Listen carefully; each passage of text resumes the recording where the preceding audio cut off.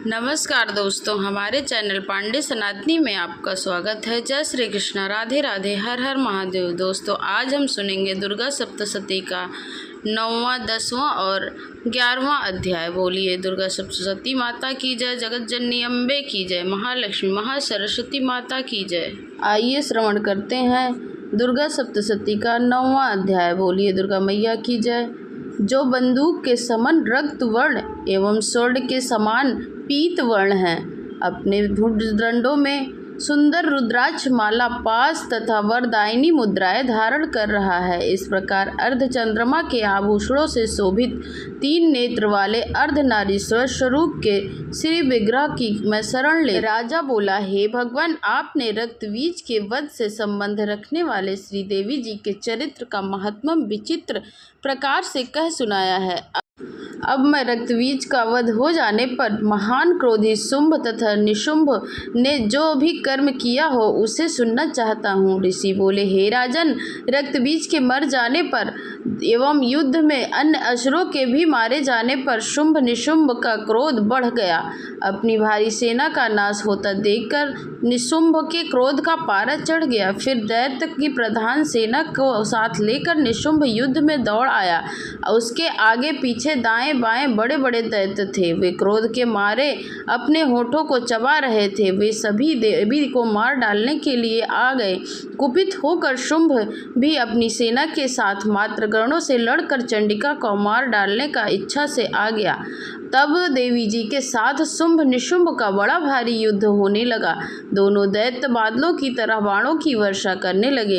अपने बाणों के समूह से चंडिका ने उनके बाण काट दिए। फिर अस्त्र समूह में उन दैत्यों के अंगों पर प्रहार किया। निशुंभ ने तीखी तलवार और तथा चमचमाती ढाल उठा ली और देवी के पराक्रमी वाहन सिंह के सिर पर प्रहार किया। अपने वाहन पर इस प्रकार प्रहार होता देखकर देवी ने क्षुरप्र नामक बाण द्वारा निशुंभ की बड़ी तलवार तथा 8 चंद्रों वाली ढाल काट दी। तलवार तथा ढाल के कट जाने पर उस दैत्य ने शक्ति चलाई। उसने उसे सामने आता हुआ देखकर देवी ने चक्र द्वारा उसको भी 2 टुकड़े कर डाले।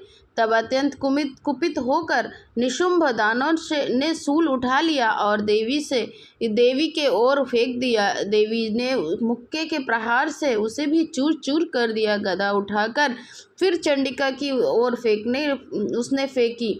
देवी ने उसको भी त्रिशूल द्वारा काट दिया और वह भस्म हो गई। इसके तदंतर दैत्यराज का फरसा उठाए आता देखकर देवी ने बाण समूह से प्रहार कर उसे पृथ्वी पर गिरा दिया। उसने भयानक पराक्रमी भाई निशुंभ के इस प्रकार धराशाही होने पर शुंभ क्रोध में भर गया और अंबिका को मारने के लिए सामने आया। वह रथ पर बैठा था।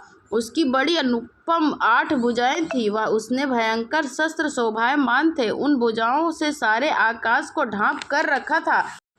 उसे इस प्रकार आता देखकर देवी ने शंख बजाया और धनुष का अत्यंत दुस्सह टंकार किया। समस्त दैत्यों के तेज को हरने वाले अपने घंटे का शब्द करके उसने दिशाओं को भर दिया। तब सिंह ने भी बड़े बड़े हाथियों का महामद को चूर करने वाली गर्जना लगाई। उसने आकाश, पृथ्वी और 10 दिशाओं में गूंज उठी। तब काली ने आकाश में उड़कर पृथ्वी पर दोनों हाथों से ताड़ना की। उस शब्द से पहले के शब्द मंद पड़ गए थे। शिवदूती ने अमंगल रूप अत्यंत घोर अट्टहास किया। उन शब्दों में दैत्य डर गए। शुंभ का भी क्रोध पारा चढ़ गया। फिर जब अंबिका ने कहा कि हे दुरात्मा, ठहर ठहर, तब आकाश में स्थित देवता जयकार जयकार करने लगे। शुंभ ने आगे बढ़कर आग बरसाती हुई भयानक शक्ति चलाई। अग्नि की पहाड़ की तरह उसे आती हुई देखकर देवी ने अग्नि का भारी उल्का से उसे हटा दिया। शुंभ ने फिर सिंहनाद, उससे त्रिलोकी गूंज उठी। हे राजन, उस सिंहनाद का इतना घोर शब्द था जैसे कि वज्रपात हो। उसने बाकी शब्दों को परास्त कर दिया। तब शुंभ द्वारा छोड़े हुए बाणों को देवी ने तथा देवी द्वारा चलाए बाणों को शुंभ ने अपने अपने उग्र बाणों द्वारा सैकड़ों हजारों टुकड़े कर दिए। तब चंडिका ने कुपित होकर शुंभ को शूल से मारा, उसके लगते ही वह मूर्छित होकर पृथ्वी पर गिर पड़ा। इतने में निशुंभ चैतन्य होकर वहां पहुंच गया। उसने हाथ में धनुष लेकर बाणों से काली तथा सिंह पर प्रहार किया। उस दानव राज ने अपनी 10,000 भुजाएं बना ली, फिर चक्र का प्रहार करने लगा और चंडिका जी को आच्छादित कर दिया। तब घोर संकटों का नाश करने वाली भगवती दुर्गा ने अपने बाणों के उन चक्रों द्वारा सभी बाणों को काट गिराया। तब निशुंभ दैत्य सेना ने आवृत्त होकर चंडिका के वध के लिए हाथ में गदा लेकर बड़े वेग से भागा। वेग में आते हुए उसकी गदा को तीखी तलवार के द्वारा चंडिका ने काट दिया। फिर दैत्य ने शूल उठा लिया। शूल हाथ में लिए हुए देवी पीड़क से निशुंभ को आता हुआ देखकर चंडिका ने अपना शूल वेग से चलाकर उसकी छाती बींध दी। उसकी छाती के फटते ही उसकी छाती से एक और महाबली पुरुष निकला। वह खड़ी रहे इस प्रकार कहने लगा। उसे निकलते हुए पुरुष की बात सुनते ही देवी अट्टहास करके हंसी और तलवार से उसका सिर काट दिया तो वह पृथ्वी पर गिर पड़ा। तब भयानक दाढ़ों वाला सिंह दाढ़ों से दैत्यों के सिर कुचर कर खाने लगा।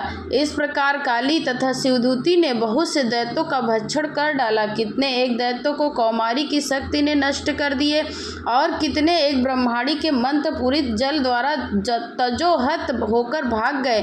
कई एक महेश्वरी शक्ति ने छिन्न भिन्न होकर गिरा दिए। कितने एक वाराही शक्ति ने तुंड प्रहार कर चूड़ चूड़ होकर पृथ्वी में समा गए। वैष्णवी शक्ति ने चक्र द्वारा दानों को टुकड़े टुकड़े कर डाला। इंद्री के हाथ से छूटे हुए वज्र द्वारा कितने एक एमपुरी जा पहुँचे। इसी प्रकार कुछ एक तो असुर नष्ट हो गए, कुछ एक घोर संग्राम में से भाग गए एवं कितने एक दैत्यों को काली तथा शिवदूती ने खा डाला और कई एक सिंह के ग्रास बन गए। बोलिए दुर्गा मैया की जय। इस तरह 9वां अध्याय पूर्ण होता है। बोलिए जगत जननी अम्बे की जय। आइए दुर्गा सप्तशती का 10वां अध्याय का श्रवण करते हैं। बोलिए दुर्गा जगत जननी अम्बे की जय। मैं उन शिव शक्ति रूपा कामेश्वरी भगवती का हृदय से भजन करता हूँ जो जब तपाए हुए स्वर्ण की भांति मनोहर गौर रूपा हैं। सूर्य चंद्रमा एवं अग्नि जिनके 3 नेत्र हैं, जिन्होंने चंद्रमा की रेखा मस्तक पर धारण की हुई है और मनोहर भुजाओं में धनुष बाण अंकुश पाश तथा शूल धारण किए हुए हैं। ऋषि बोले, अपने प्राण प्रिय भाई निशुंभ की मृत्यु देखकर और सेना को भी मरता हुआ देखकर कुपित होकर शुंभ कहने लगा, अरे दुष्ट दुर्गे, तू बल के घमंड में गर्व मत कर। अरे अभिमानी, तू न तो अन्य स्त्रियों के बल के सहारे लड़ रही है। देवी बोली, अरे दुष्ट, मैं अकेली हूँ, संसार भर में मेरे समान दूसरी है कौन। ये देख, सब मेरी विभूतियाँ हैं तो मुझमें प्रवेश कर रही हैं। इतना कहते ही ब्रह्माणी आदि सभी शक्तियाँ उन देवी के शरीर में समा गईं।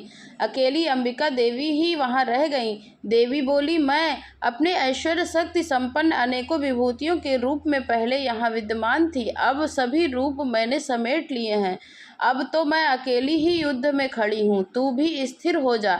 ऋषि बोले, तब सभी देवता तथा दैत्यों के देखते ही देखते देवी और शुंभ इन दोनों में युद्ध छिड़ गया। तीखे बाणों की वर्षा का भयंकर अस्त्र शस्त्र से उन दोनों का युद्ध सभी लोगों के लिए भयंकर प्रतीत होने लगा था। अंबिका जितने भी दिव्य अस्त्र छोड़ती जाती, दैतेंद्र उसे निवारक अस्त्र द्वारा काटता जाता है। इसी प्रकार परमेश्वरी अंबिका भी खेली खेल में हुंकार आदि शब्दों से द्वारा दैत्य को छोड़े हुए दिव्य वस्त्र को काटती जाती। तदंतर उस युद्ध में उस असुर सैकड़ों बाणों ने देवी को आरक्षित कर दिया।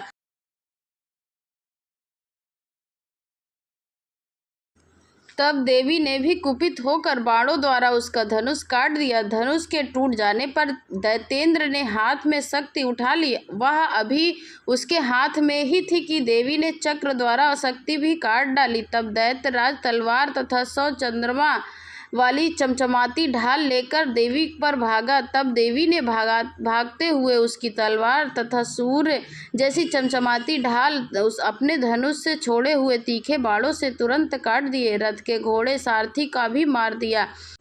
धनुष तो पहले ही कट चुका था, अतः भयानक मुग्दर लेकर अंबिका को मारने के लिए वह दैत्य उद्गत हो गया।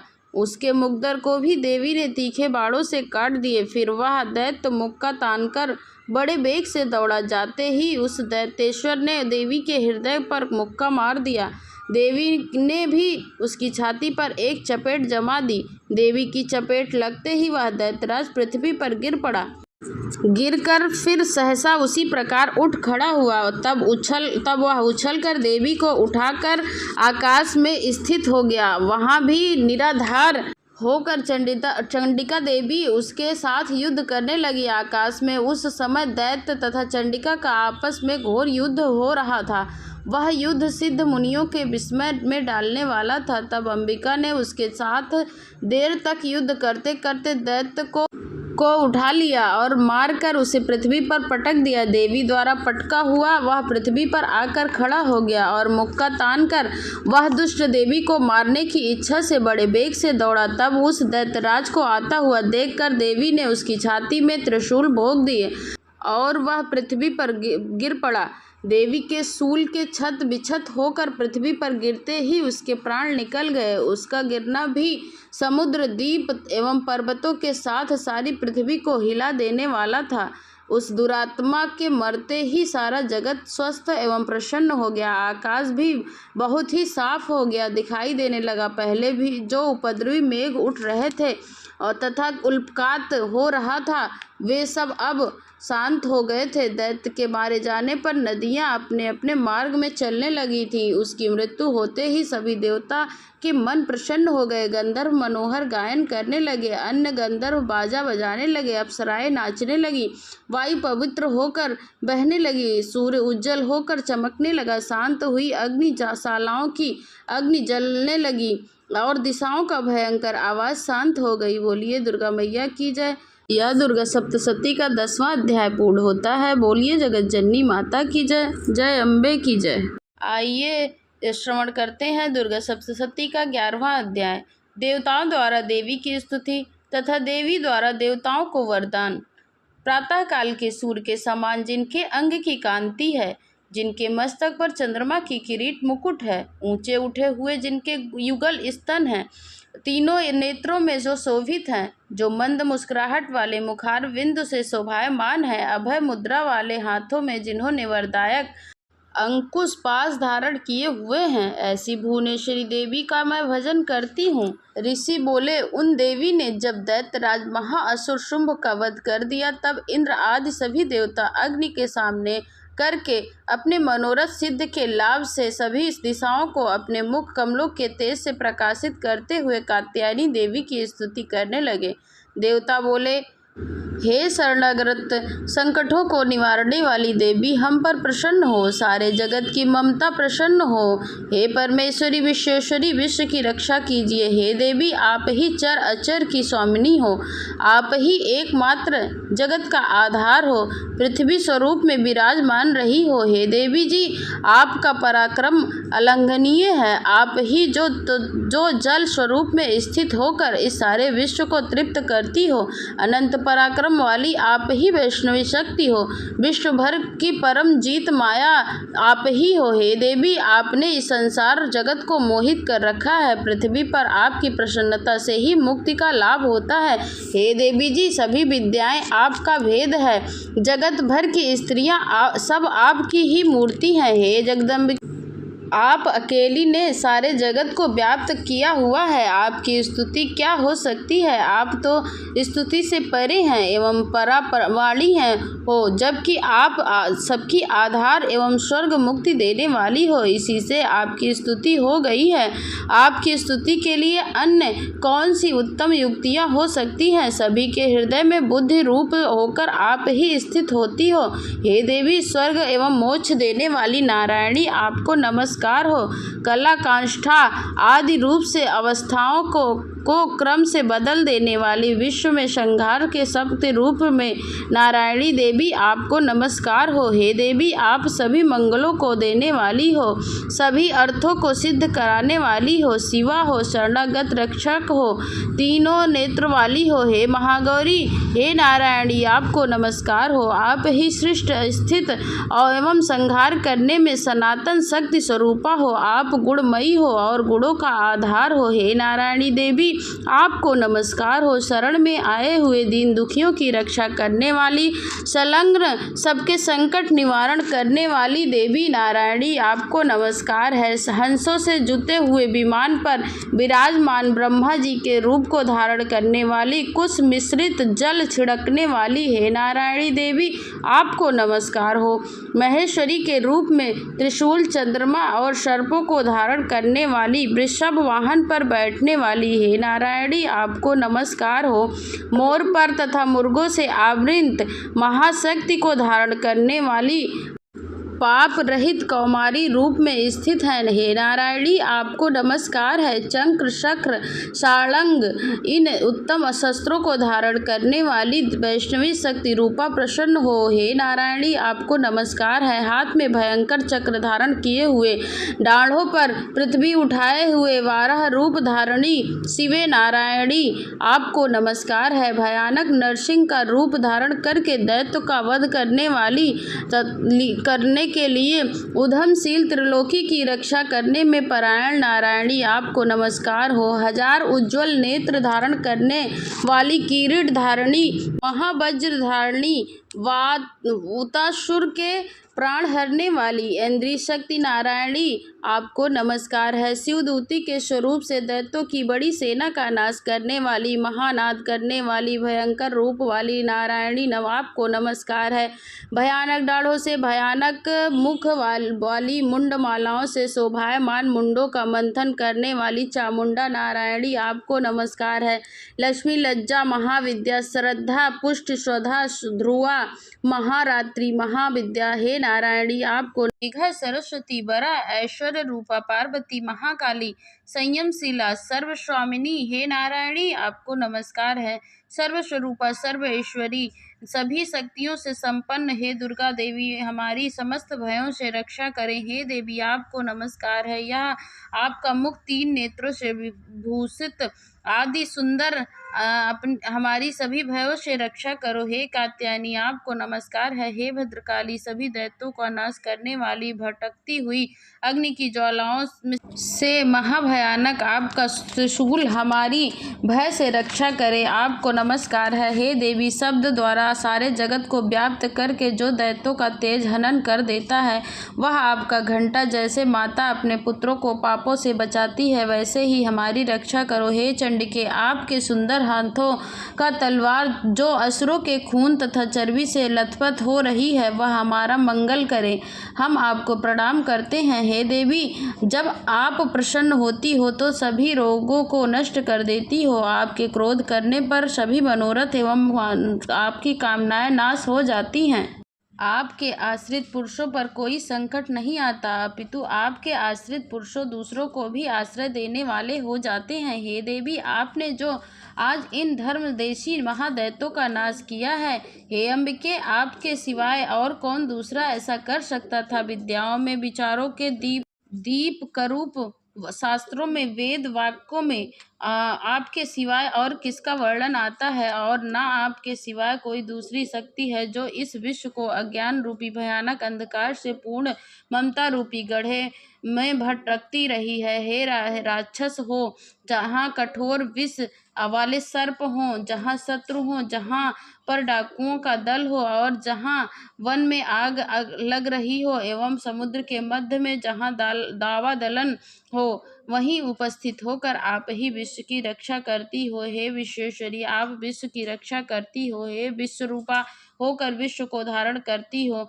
आप विश्वेश्वरी से भी वंदनीय हो। हे जो भक्ति पूर्वक आपको प्रणाम करता है, वे विश्व का आश्रय देने वाला हो जाता है। हे देवी, जिस प्रकार इस समय आपने दैत्यों का वध कर तुरंत हमारी रक्षा कर ली है, इसी प्रकार नित्य ही हमें शत्रुओं से भय से बचाइए, हम पर प्रसन्न होइए और जल्दी से सारे जगत को पाप नष्ट कर दीजिए। पापों से उत्पन्न महामारी आदि उपद्रव भी दूर हो जाएं। हे देवी, देवी, विश्व भर के दुख दूर करने वाली, प्रणाम करने वाले, हम सब पर प्रसन्न होइए। तीनों लोकों में निवासियों से स्तुति की गई है। मातेश्वरी, सब लोगों को वर दीजिए। देवी बोली, हे शरणागत, मैं वर देने को तैयार हूँ।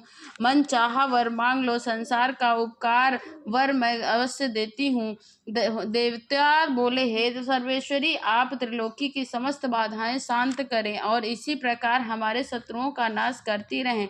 देवी बोली, हे देवतागण, वैशस्त्य मनवंतर के 28 युग के आने पर शुंभ निशुंभ नामी 2 और महादैत्य पैदा हो जाएंगे। तब मैं नंद गोप की गृहिणी यशोदा के घर में अवतार लूंगी और विंध्याचल जाकर निवास करूंगी। उस समय उन दोनों राक्षसों का नाश करूंगी। फिर पृथ्वी पर महाभयंकर रूप में अवतार लेकर वैप्रचित नामक दैत्यों का संहार करूंगी। उन वैप्रचित नामक घोर दैत्यों का भक्षण करते समय मेरे दांत भी अनार के फूलों की भांति लाल हो जाएंगे। तब स्वर्ग में देवता और पृथ्वी पर मनुष्य मेरी स्तुति करते समय मुझे रक्त दंतिका कहेंगे। उनके तदंतर जब पृथ्वी पर 100 वर्षों तक वर्षा नहीं होगी, पानी मिलेगा ही नहीं, तब मुनिजन मेरी स्तुति करेंगे। उस समय मैं आयोनिजा रूप में प्रकट होऊंगी। मैं 100 नेत्रों द्वारा उन मुनियों को देखूंगी। तब मनुष्य मेरा शताक्षी नाम से कीर्तन करेंगे। हे देवगणों, उस समय मैं सारे संसार को जब तक वर्षा नहीं होगी तब तक अपने शरीर से उत्पन्न शाकों द्वारा पालूंगी। पृथ्वी पर शाकंभरी नाम से मेरी ख्याति होगी। वहां पर मैं एक दुर्गम नामक दैत्य का भी वध करूंगी। फिर मेरा नाम दुर्गावती नाम से विख्यात होगा। फिर जब मैं भयानक रूप धारण करके हिमालय पर रहने वाले राक्षसों को क्या मुनियों की रक्षा के लिए भक्षण करूंगी, उस समय सभी मुनि भक्ति भाव से नम्र होकर मेरी स्तुति करेंगे। तब मेरा नाम भीमा देवी विख्यात होगा। फिर जब मैं अरुण नामक दैत्य त्रिलोकी का भय और बाधाओं उपस्थित कर देगा, तब मैं त्रिलोकी की रक्षा के लिए 6 पंजों वाले असंख्य भ्रामरों का रूप धारण करूंगी। उस समय का वध उसका करूंगी। उस समय मुझे भामरी नाम से मेरी स्तुति करेंगे। इस प्रकार जब जब भी त्रिलोकी में दैत्यों द्वारा बाधाएं उपस्थित होंगी, तब तब मैं अवतार लेकर शत्रुओं का नाश करती रहूंगी। इस प्रकार 11वां अध्याय संपूर्ण होता है। बोलिए दुर्गा मैया की जय, जगत जननी अम्बे की जय।